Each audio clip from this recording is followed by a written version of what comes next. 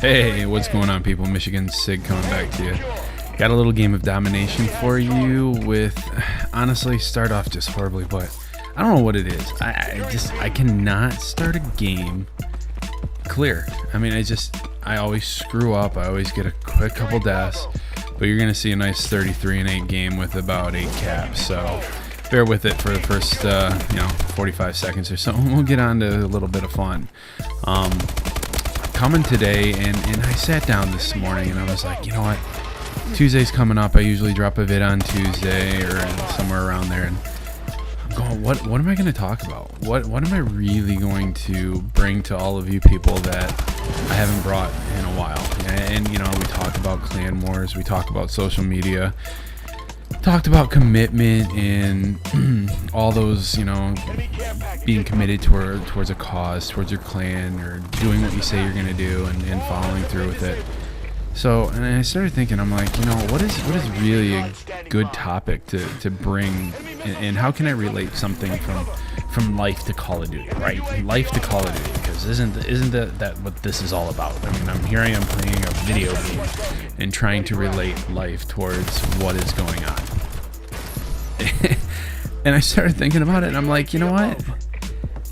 People complain about this game all the time. They complain about the lag. They complain about the skill-based matchmaking, and they complain about just anything and everything that they possibly can. Oh, this game is new. This game has different things. I don't like the boost still, and I don't like how fast it is. Or I don't like how there's just the Val, and now the ASM1 is overpowered. So I'm going to talk a little bit about being unfair and how you can cope with things being unfair, because guess what? Life isn't fucking fair. Deal with this shit. Skill-based matchmaking, that seems to be a really big hot topic. And you're hearing about people that are negative boosting just so they can lower their score per minute, lower their KD, so they don't have to constantly play against sweaty people, so to speak. You know what? There's something about skill-based matchmaking that people tend to maybe not take into consideration, because apparently unless you're winning, the game isn't fun. And whatever happened to the whole quote-unquote competition of it. But if you're really good and you're playing people of similar caliber, theoretically you should probably win and lose about 50% of the time, because you're going to constantly be going across this spectrum, right? If you're really good, you're going to start increasing your skill and moving along the line to play better and better people until you get to the point where you have overshot your skill and you're playing people that are better than you. And let's be honest, there's always going to be somebody better than you. No matter what, you are always going to have somebody that's better than you. And whatever you do in life, it's just what it is. You are never going to be the fastest person. You are never going to be the biggest, strongest, thinnest. I mean, there's always somebody again that's going to be a little bit better than you no matter what. You just may not have met them.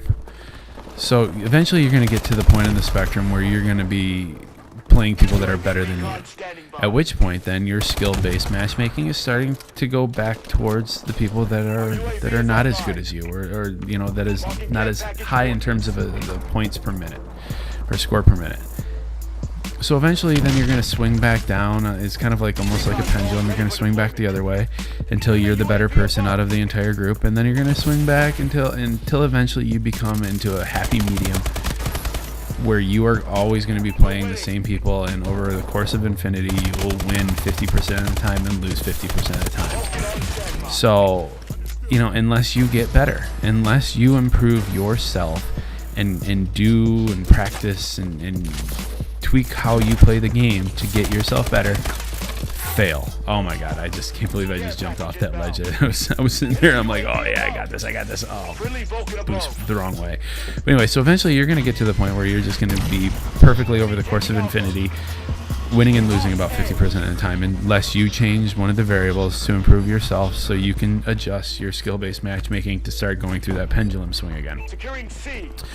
So, and that's the thing that I don't understand, is that the game is supposed to be challenging, it's supposed to be fun, it's supposed to be competitive. Now, don't get me wrong. I mean, I hate losing just as much as the other person, and I will do everything I can in my power to win competitively and fairly. I'm not going to sit here and cheat and boost. But I still go hard every time, and I still play hard every time, and if I win, I win. If I lose, I'm going to figure out why I lost and do something better. So in terms of skill-based matchmaking, I mean, yeah, you know, it should be about your connection and the quality of your connection first before they move into the skill-based matchmaking. But the skill-based matchmaking makes it challenging, and you need to challenge yourself in order to improve. And I get baffled by the fact that people want to constantly win and be faced with mediocrity. And part of that is relating into real life, is that everything is not a handout, people. It is not something that you're supposed to be given and handed to over the fact of, hey, here you go. Oh, you know what? You just graduated college. Here's a job. Oh, you just graduated high school. Congratulations. What do you want to do? We'll do anything you want. You don't have to work for it. And let's be honest, once you get into the real world, it's not going to be handed to you on a silver platter to get into the next level of your career or job or whatever you're planning on freaking doing. You want to improve yourself. You want to get better. You want to advance to the next level of your life and career. You got to improve, and you got to practice, and you got to get better. So the skill-based matchmaking is a setup for what you're going to do in your life. And if you're already an adult and going through that, guess what? It's another life lesson that if you haven't figured out by now, good luck to you. I mean, I hope that... anyways, we'll just leave it at that. But, so now you're getting from the skill-based matchmaking, and we're getting into the... Let's really quickly talk about the overpowered guns. Now the ASM-1 is a little bit overpowered. And the Bell is overpowered, and people are complaining that they're the ones that are always being used, and that you can't play around with different guns. Well, you know what? You still can play around with different guns. You still can try different things out. You just got to figure out how to counteract the guns that everybody else is using. And you know what? I'm using an ASM-1. So what? I like it. I think it's a great gun. I think it's got a great power and for a submachine gun.